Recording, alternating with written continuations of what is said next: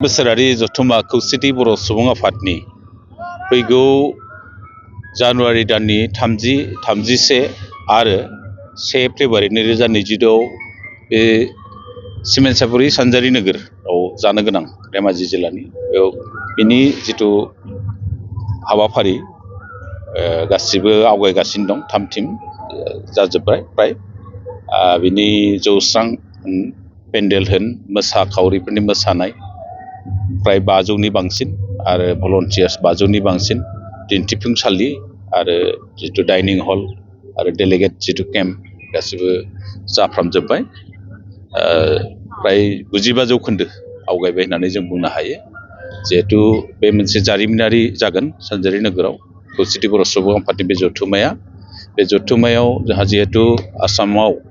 गं 22 जिल्ला दं बिटिसिनि बायजोआव जिल्ला आफाद दं आरो बेजों लोगोसे 120 गंनिबो बांसिन आन्चलिक कमिटि दं आरो जों आसा फारिदों बे हाबाफारियाव जोंनि डेलिगेट्सआव 5000नि बांसिन डेलिगेट्सआ बेयाव बाहागो लागोन जों इतिमধ্যे जिल्लाफोरजों जों सावरायनानै जों थाम-थिम खालामदों आरो बे 30निफ्राय जिहेतु जागायगोन 30आव जा डेलिगेट्स केम्पखौ बेखेवनो थाखाय आसाम एसेम्ब्लिनि बुंथिगिरि मानगोनां बिस्वजित दैमारि बिथाङा फैगोन आरो बेजों लोगोसे 31आव जों गासैबो माहारियारि आफादफोरखौ माखासे आयदानि सायाव सावरायनो थाखाय जों लेंहरदों दुलाराय बर' फरायसा आफाद आरो जायगायावनो थानाय TMPK गुबुन माहारियारि आफादफोरखौ जों हांख्रायदों आरो 31आवनो जिहेतु फ्लेग हइस्ट जागोन बे फ्लेग हइस्ट हाबाफारियाव जिहेतु जोंना गोबांथार जिल्लाया जोंनि सेन्ट्रेलजों मिरुजों जयै फिरफिला बिरहोफायो गासै प्राय 25थासो जायो जोंना मेघालय थाबाय अरुणाचल थाबाय आरो गं 22 जिल्ला थाबाय आरो मिरु थाबाय बे हाबाफारियाव अल आसाम ट्राइबेल संघनि मानगोनां आफादगिरि सुकुराम बसुमतारी बिथाङा गाहाय आलासि हिसाबै थाफागोन जोंजों फिरफिला बेखेवनायाव आरो 1 अक्ट'खालि जिहेतु फेब्रुवारि दाननि 1 अक्ट'खालि बेयाव गेवलां मेल जागोन गेवलां मेलाव मानगोनां आसामनि गिबि मन्थ्रि हिमन्त बिश्व शर्मा बिथां लोगोसे जर'खा मेल बेखेवगिरि हिसाबै जों मानगोनां बिटिसिनि चिफ हाग्रामा महिलारि बिथां आरो थांखिजानाय बुंथिगिरि हिसाबै जोंनि बर' कसारि वेलफेयार समाज काउन्सिलनि मानगोनां चिफ मिहिनेश्वर बसुमतारी बेजों लोगोसे गोबां MLAफोर थागोन MPफोर थागोन आरो गोबां मिनिस्टारफ्राबो बे मेलाव बाहागो लानो होननानै जोंनो बाथ्रा होदों बे मथे जों हांख्रायदों बयखौबो आरो बेयो मोनसे जारिमिनारि जागोन होननानै खोना बुंदों आं बेयाव जिहेतु जोंना खौसेथि बर' सुबुं आफादना बैसोनि सिमा गैया 18 बोसोरनिफ्राय लानानै जेसेबांखि बैसो जायाथों बैसोगोरा मानसिफ्राबो बे सुबुंफ्राबो जोंनि बे आफादाव जिहेतु थानो हायो बेनिखायनो जोंना एसे मेम्बारफ्राबो एसे बुरजालाय आरो जिल्लाफ्राबो गोबां थाबाय आरो दखरा आफादफ्राबो गोबां थाबाय डेलिगेट्सआथ' गोबां जानायजों लोगोसे गुबुन रायजोनिफोर फैगोन मेघालय नागालेण्ड ओरैहाय त्रिपुरा ओमफ्राय आरो अरुणाचल थाबाय आरो गं 22 जिल्ला थाखाबाय आरो बिनि बादैबो साखाथिनि रायजो सोनाब बंगनिफ्राय जों हांख्रायदों आरो साखाथिनि हादोर हिसाबै नेपाल आरो बांलादेशनिफ्राय जों आलासि हांख्रायदों बिथांमोना फैनो थाखाय थाम-थिम जाबाय आरो फैगोनखौ जों बाथ्रा हरबाय फैनायखौ बिथांमोना नुजाफैगोन थारमाने बेयाव गासै दिन्थिफुंसालिनिफ्राय लानानै गासैबो थाम-थिम जानायखौ नायनानै जिहेतु साखाफारा जाबाय बानजाय आफादा बे बानजाय आफादनि साखाफाराखौ नायनानै प्राय 95 जौखोन्दोआ आवगायबाय आरो जों मोनसे बाथ्राखौ दिनै नोंथांमोननि सिगाङाव फोरमायना होनांगोन जिहेतु बिटिसिनि बायजोनि जि एक्स-BLT वेलफेयार ससाइटि दं BLT अनसाय आफाद दं बिथांमोना जयैनो लोगो नांनानै नैबे मेलाव ओंखाम बोथिसे जाहोनो थाखाय बिथांमोना थाम-थिम खालामदों बेनिखायनो आं नोंथांमोननि बे चेनेलनि दारैनो बिटिसिनि बायजोनि जेसांनाखि एक्स-BLT वेलफेयार ससाइटिनि सोद्रोमाफोर दं बिथांमोनखौ आं खौसेथि बर' सुबुं आफादै जानानै बिथांमोननिसिम आं गोजोननाय आरो हामलायनायखौ आं बावदों। बे हाबाफारियाव मा आयदाखौ लानानै बांसिनै सावरायनाय जागोन? जिहेतु थान्दै मेला खोब गोनांथार थान्दै मेल जागोन बेयाव आरो जिहेतु बे थान्दै मेलाव मानगोनां बुंथिगिरियानो जिहेतु बेखेवगोन बिस्वजित दैमारि सारा आरो बेखेवनायनि उनाव थान्दैफोरनि गेजेराव बिसेसकै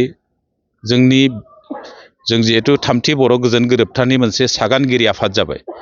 सागानगिरि आफाद हिसाबै थामथि बर' गोजोन गोरोबथा जिहेतु 2020 मायथाइनि 27 जानुवारियाव जानाय जि सुक्ति जादोंमोन बे सुक्तिनि जिबिलाक दफाफोर आद्रा थानाय दफाफ्रा दिनैसिम जिहेतु मावफुंजाजोबाखै माखासे गोबां आयदाफ्रा मावफुंजायाखै आरो बिसेसकै बिटिसिनि बायजोनि जिथु जेंना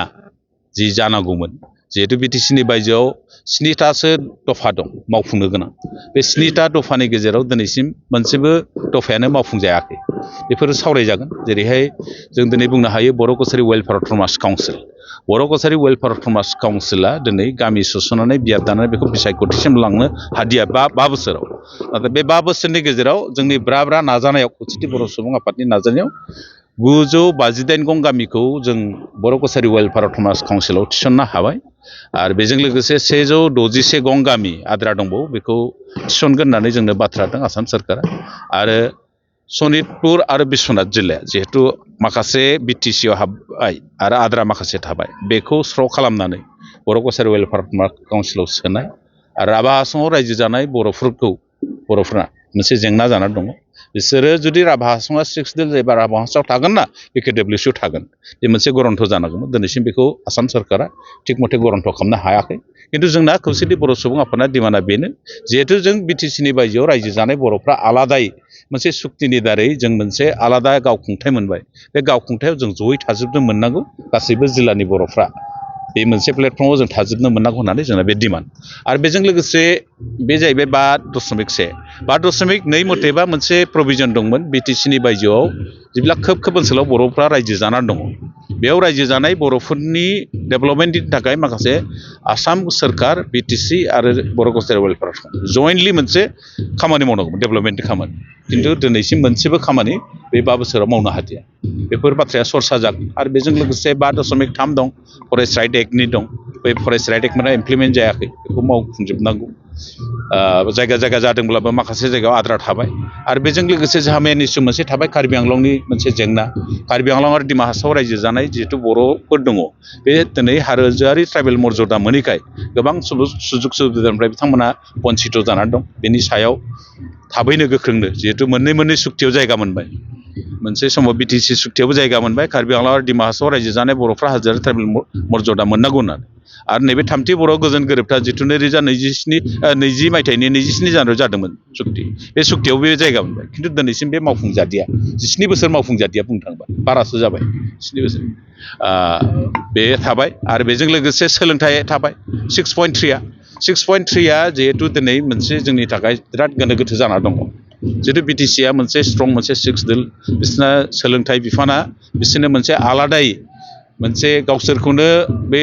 6.3नि आधाराव फरायसालिफोरखौ लानो थाखाय बिसोरनो मोनसे अधिकार दं बिसोरहा आरो लाबायबो मोनसे आयेन बानायनानै बिसोर सोसिगोन खिन्थु बिटिसिनि बायजोनि जिथु बर' मिडियाम जिहेतु बे 6.3आव लिरनाय दंमोन दा बिटिसिआव गासैबो स्कुलफोरखौ लागोन बिटिसिनि बायजोआव थानाय जेब्ला बर' मिडियामनि फरायसालिफोर दं कलेजफोर दं बेयाव स्पेसियेल कनसिडारेसन होनानैबो सोरखारिकरण खालामनायजों लोगोसे नांगौ बादियै फरायसालिमाफोराव फोरोंगिरि थिसननायनि बाथ्रा दंमोन खिन्थु दिनैसिम बे जाफुंजोबाखै दा बेफोर बाथ्राखौ लानानै डेलिगेटआव दान्थे बिदान्थेनि गेजेरजों सावरायनाय जागोन आरो बेयाव मिरु आफादा मोनसे सिद्धान्त लानानै बे सिद्धान्त मथे फैगौ जिथु सेसन जागोन जोंना खामानि मावनांगौ फैगौ इयुनाव बेफोरनि थांखिनि मानास पाब्लिक स्कुला गुन गोनां सोलोंथाइ बोसोरनि नार्सारिनिफ्राय थाखो 9सिम फरायसा फरायसुलिफोरनि गोदानै 2026-27 मायथाइनि गोदानै मुं थिसननायनि खाबुफोर होगासिनो दं। गुन गोनां सोलोंथाइ होनायजों लोगोसे तितागुरि मानास पाब्लिक स्कुलाव basic computer education, English speaking environment आरो मोजां सोलोंथाइ गोनां फोरोंगिरिफोर दं। फरायसा फरायसुलिफोरनि थाखाय सोलोंथाइ लानायजों गोबां मोजां खाबुफोर दं जेरै यगानि खाबु आरो हिन्जावसा आरो हौवासाफोरनि थानायनि थाखाय सेपारेट हस्टेलनिबो खाबुफोर दं। नोंथाङा आबुङै मिथिबावनो थाखाय थोंजोङै नैबे 60008532886000489621 आरो 9101008849 जानबुं नम्बराव खौरां लाहरनो हागोन।